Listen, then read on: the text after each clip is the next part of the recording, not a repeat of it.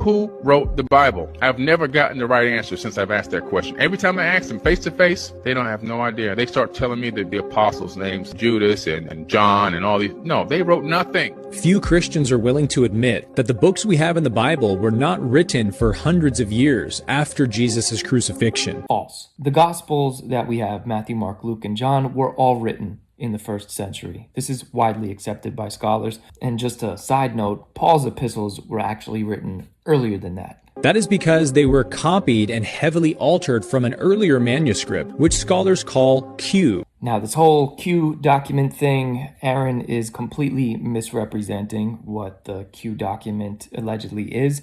The existence of a Q source is just a hypothesis that scholars have come up with to explain the differences that we find between Matthew and Luke's Gospels in comparison to Mark's Gospel. But again, the existence of this Q document is just a hypothesis that scholars have come up with by studying the texts. There is no evidence that Q was this single unified gospel that Matthew, Mark, Luke, and John took from and altered later on.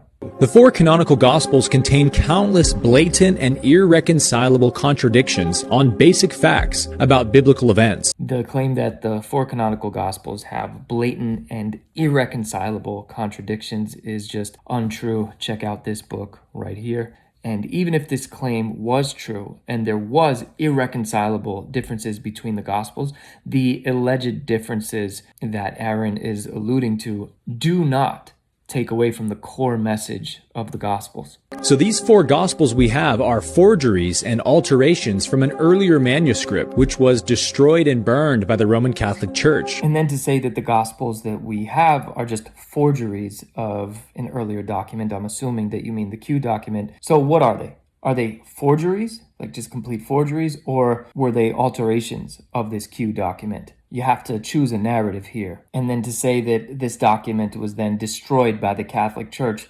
what evidence do you have to support this conspiracy theory? You are appealing to a conspiracy theory as if it is historical fact. But it is mentioned by a late 1st century historian named Hegesippus, and it was called the Gospel of the Holy 12. And now this whole Gospel of the Holy 12 thing, if you are going to be appealing to scholarship and academic consensus, the scholarship and academic consensus says that the Gospel of the Holy 12 is an actual forgery. And a Franciscan friar named Placidus actually found one remaining copy of this lost gospel, written in Aramaic in a Tibetan monastery in 1870. He translated it into Latin and presented it before the Catholic priesthood, who immediately seized it and buried it in the secret archives of the Vatican so that it would never see the light of day. And this story of this Franciscan friar discovering this document in a Tibetan monastery is just a fabrication. It's not real. It's not historical fact. And then to say that it was presented to the Catholic priesthood, who then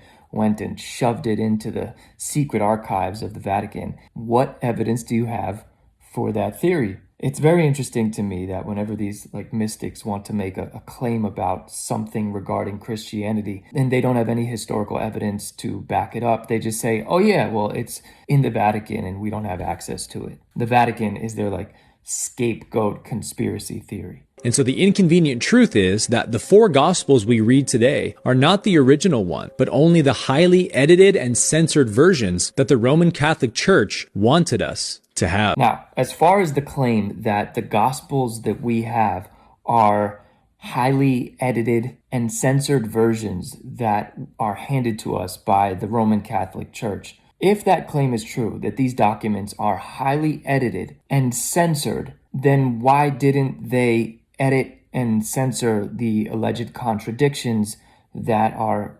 irreconcilable? Is the Catholic Church smart enough to gain all the power that it has in the world right now, smart enough to hide all of these secrets within its walls, smart enough to perpetuate their religion into all corners of the world, but not smart enough to notice these blatant contradictions in the four Gospels and edit them out so that way people wouldn't question them? Which one is it? You have to stick with a singular narrative here. All your conspiracy theories contradict each other.